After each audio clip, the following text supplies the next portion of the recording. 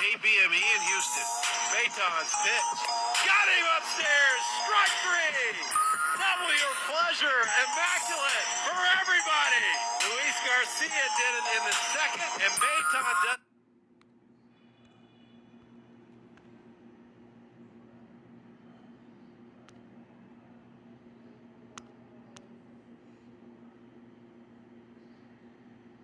When the Supreme Court decided baseball could suppress wages and make business decisions operating outside of anti-monopoly rules. Without the exemption, teams could, for example, decide to move cities without consulting Major League Baseball. The antitrust exemption also prevents minor leaguers from pursuing opportunities in other leagues. Advocacy groups have argued that minor league salaries would increase if teams competed for players. For its part, SCOTUS has said that baseball wasn't subject to antitrust rules because it was a series of exhibitions and not interstate commerce. The court has upheld that decision twice, once in 1953 and again in 1972, the Department of Justice asking that it be looked at again. SportsCenter all night, ESPN Radio. What do you say we say hello to Mark Robbins for Wednesday's Top Sounds? Number 4. Hello there, Jay. Let's start with an immaculate performance. Actually, not one, but two of them. 790 KBME in Houston. Baton's pitch. Got him upstairs. Strike three. Double your pleasure. Immaculate for everybody.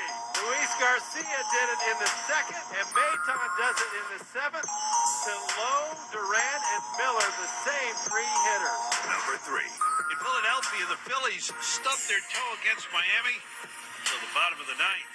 Here's 94 WIP. And it swung on and crossed deep right field. And that one is gone! Garrett Stubbs wins it! You gotta be kidding me! A 3-run home run by Garrett Stubbs, and the ball game ends. The Phillies down to their final strike. And Stubbs arrives at home plate as the Phillies with a 3-1 victory over the Marlins. Number 2. For the Braves, number 14 came easy. Here's 680, the fan. And the 2-1. Fly ball to right. Ronald Acuna coming in. Ronald is under it, and the Braves have won 14 games in a row. And their longest winning streak since 2013. Number 1. And finally, the final tally ended a brief overtime in Denver on altitude 92.5.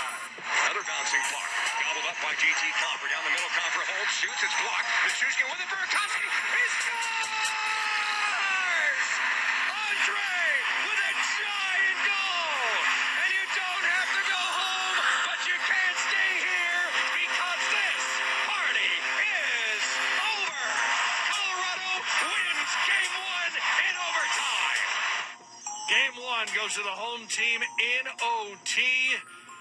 Tampa Bay, defensively, needs to step up. ESPN analyst Barry Melrose. If Tampa Bay can't, and they're going to have to look at each other and say, well, let's lower our goals against. We become a better defensive team. We don't have to turn into the Devils or Dallas. We just have to turn into a team that's better defensively than we are right now. There's a lot of smart guys on the bench. There's a lot of smart guys coming onto the ice. They can easily do that. So that's one thing that might happen. They either crank it up and become a better offensive team, take more chances if they think that's the way to go, or become a better defensive team. To me, that's a lot easier doing that. Game 2 coming up Saturday in Denver on ABC and ESPN+. Speaking of guys with sticks, the U.S. Open tees off in the morning. All the discussion between LIV versus the PGA Tour being set aside as the focus now turns to a major golf championship and the course at Brookline. ESPN analyst Andy North. I think it's one of the more difficult driving golf courses. There's a lot of different angles. There's blind shots.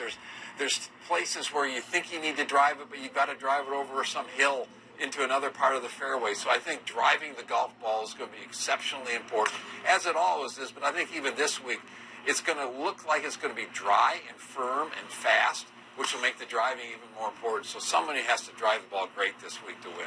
This just isn't a course that guys are really familiar with, but I didn't get the sense that they didn't like it. They just felt like it was going to be a good test. One of the reasons they like it is because the rough isn't ridiculously long. Usually the U.S. Open, when the players are bitching, it's set up just about right. I think they mowed they mowed the rough on Sunday, expecting it to grow through the week. They aren't going to mow it again this week, but I think it gives the players at least an opportunity to get the ball around the green or maybe even on some of the greens. First tee times are less than an hour from now, 6:45 Eastern Time. Defending champ John Rahm gets his round underway about an hour and a half from now. Sports Center all night, ESPN Radio.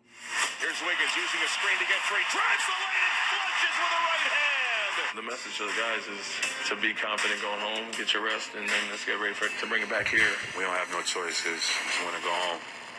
It's a must-win for Boston in Game 6 tonight. Jason Tatum says the Celtics will channel their will to win as they face elimination. ESPN analyst Tim Legler says it'll depend on which Celtics are there. I think first and foremost, they actually change up stylistically how they play. There are times when they are very much a downhill team playing through their top two players, and Jaylen Brown and Jason Tatum, they get into periods of time in games where they're very intent on getting downhill, getting to the rim, putting pressure on teams defensively in the paint, either as a finisher or a playmaker. And that, to me, is when they're at their best, and the three-point shot comes out of that. Then they go through stretches of games where they're very content to stand five guys on the perimeter and move the ball around, and it's almost like they're hunting three-point shots. And I think as a result, because they're not married to one style, they can have dramatic fluctuations in their efficiency offensively. And they'll need a win tonight to force a Game 7, Game 6 tonight, ABC and here on ESPN Radio. Football, the Steelers are making All-Pro Minkah Fitzpatrick the NFL's highest-paid safety four-year contract, $36 million guaranteed. Washington coach Ron Rivera says the Commanders will not be trading wide receiver Terry McLaurin. Washington owner Daniel Snyder, meanwhile, will skip a trip to the Capitol because he'll be on a trip.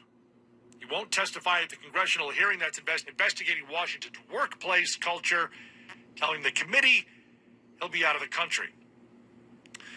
That'll do it for Sports Center all night. I'm Jay Reynolds. It's Thursday, June 16th, birthday of Phil Mickelson. See what kind of birthday wishes he gets today in Boston. We'll also see if the Celtics get their wish of extending the NBA Finals. 8-time All-Star Vince Carter and former NBA champ Richard Jefferson are among the guests this morning with Key, Jay, and Max. They're next. It's ESPN Radio. Coming up next, Keyshawn, J. Will, and Max on ESPN Radio and ESPN2.